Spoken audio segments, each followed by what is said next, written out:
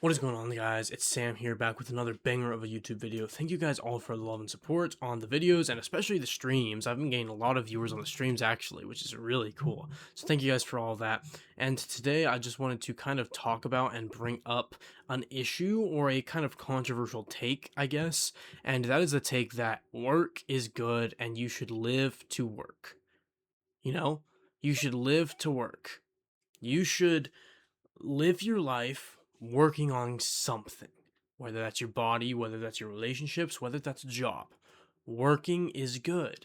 Sitting there doing nothing all day that is not good at all. I know so many people who spend their summers, if they're still in high school or college, they just spend their summers bed rotting. And they think that's a better life than working a 9 to 5 or going to school. A lot of older people, they take their days off just to sit in bed all day or just to spend their Saturday, Sunday sitting around. That's not good, right? And it's like this begrudging thing with the work where it's like, oh, I had to go do my 9 to 5. Oh, I gotta go help my grandpa out. Oh, I gotta do this. Oh, I gotta do that. And it shouldn't be like that. It doesn't need to be like that, right? Working is good for your health in general, right? I know if you just work in a gloomy office with terrible employees, yeah, you could get depressed. That's not what I mean. The process of getting yourself up, going and accomplishing something on a day-to-day basis, that is good for you. It is rewarding to your brain, to your body, to your mind, to your spirit. Like it is rewarding, on some level. And I think a lot of these people who complain about work are people who don't find the value in completing a task, in working. They just see work as a way to get money or a way to spend their day. They don't think of it as a way of like, hey, what if I get this sidewalk paved today? Then it's done. Then people can walk on it. That's rewarding to me. Or hey, what if I get this, this spreadsheet done? Then my bosses, will have all this new cool stuff to look through, all this data. That's rewarding. That's cool. I'm important, right? And I understand not wanting to work at McDonald's or Amazon because at the end of the day, what did you do? You gave people a bunch of unhealthy food or put a bunch of stuff in a cardboard box. That's not rewarding to you or to the other person. So I know there's nuance there, but I think on the whole, again, I think a lot of people genuinely just like they hate their job and they hate working. They find no value in it. And I think there's immense value in working.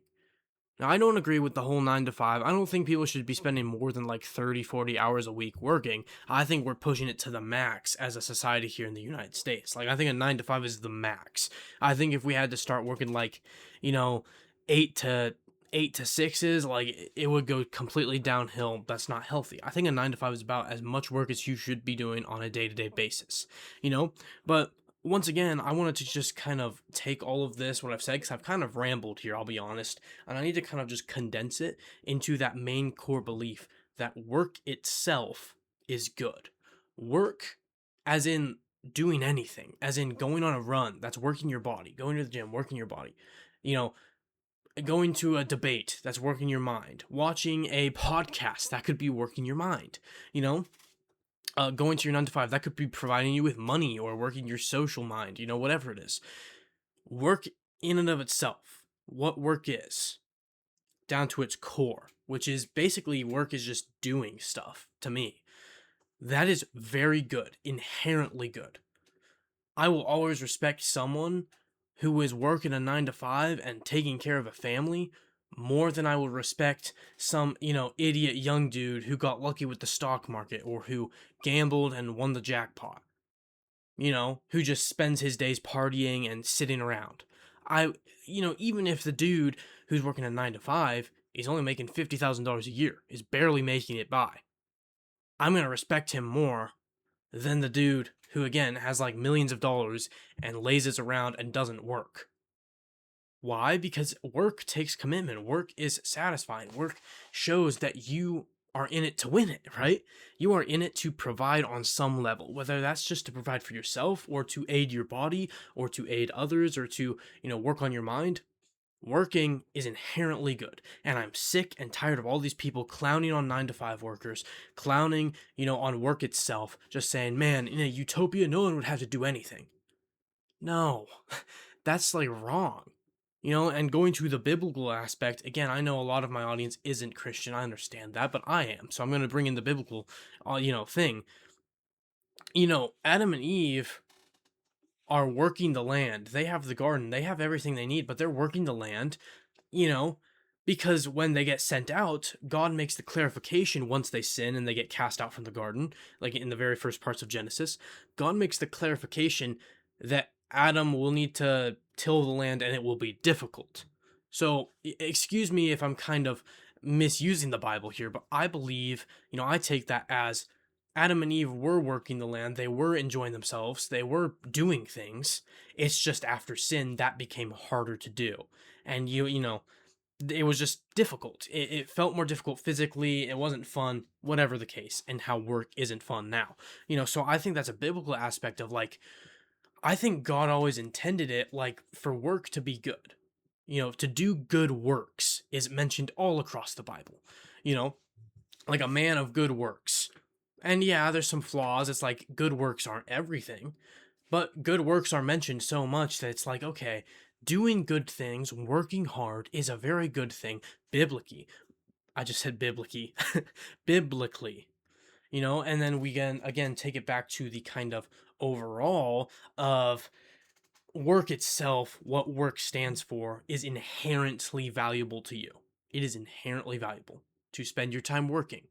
It is more valuable for me to spend my time working on these videos, editing these videos, making these streams fun, and working, on my health, going to the gym, eating right, taking care of my dog, working like a part-time job at like a warehouse and doing school. It's more beneficial for me to do all of that work and keep myself busy than it is for me to sit around all day long, play video games, and not have a care in the world. And I think especially my generation and the generations after me who have grown up in this digital age, we kind of romanticize the idea that no work is good work, that just sitting around playing Fortnite all day is quality, that is like what we should be doing. That's our childhood, man. That's nostalgic. What I would do to go back and just eat Doritos and play Fortnite and COD all day. But I don't think that's the right mentality. I think that's laziness, and I think it's boredom too, because when you're at work, whether you like the work or not, you're not going to be very bored, But when you're at home, yeah, you're probably going to be a little bit bored, right? And so again, you know, that's just my kind of look on what work is. And that work is just inherently good. It is inherently valuable to a person, and I think there's a biblical sense of work being needed and work being good. And if you want to prosper, you need to work hard. The dude who won the lottery and is now partying and drinking and everything, what happens to those guys? Guess what? They end up blowing everything. Why? It's because a lot of those guys ended up as a last ditch effort to just bet a bunch of stuff on gambling or take a lottery ticket. And of course they won and now they have plenty of money and good for them, I guess. But they go broke because they don't take the time to work on their academics, to understand about saving and about, just banks in general. They don't take the time to learn and understand high level math or history or writing so that they could have a job. They don't take the time to invest in social relationships. So they end up just going to parties with whoever wants to party, a bunch of nobodies, and then they end up with literally no one in their life once the money runs dry. You know? It's just genuinely tragic, man. It's tragic. And that's a very unlikely, statement, right? A lottery ticket winner. And in a sense that's what a lot of these big YouTubers, these big streamers are. It's kind of lottery tickets. You just gotta like try, put your effort into it. Yeah, you do go to work for that. Like, I'm not saying these streamers and these YouTube video makers aren't working, but at the same time, it's the algorithm. And you could make some of the highest quality content. I bet some of the best YouTube videos out there right now have not been discovered. Because at the end of the day, that's just the nature of YouTube. And that's the nature of Twitch, right? People who put in the most effort rarely ever get the most praise, right? You know, And so yeah, that's just what I have to say.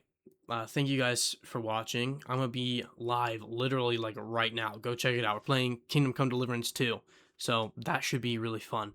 But yeah, thank you guys for watching. I'm sorry if this kind of felt like more of a ramble. I know I kind of went over topics multiple times that I might not have needed to, but I just needed to get a video out to you guys. I promise there's some higher quality content coming in the future though. I've been, I got CapCut Pro. I've been editing a bunch, learning different things, and once I have my editing style down, you guys are going to be getting much higher quality videos. So thank you guys for watching. I'll see you guys in the next video, or I'll see you guys in the stream, and I will see you guys. Peace.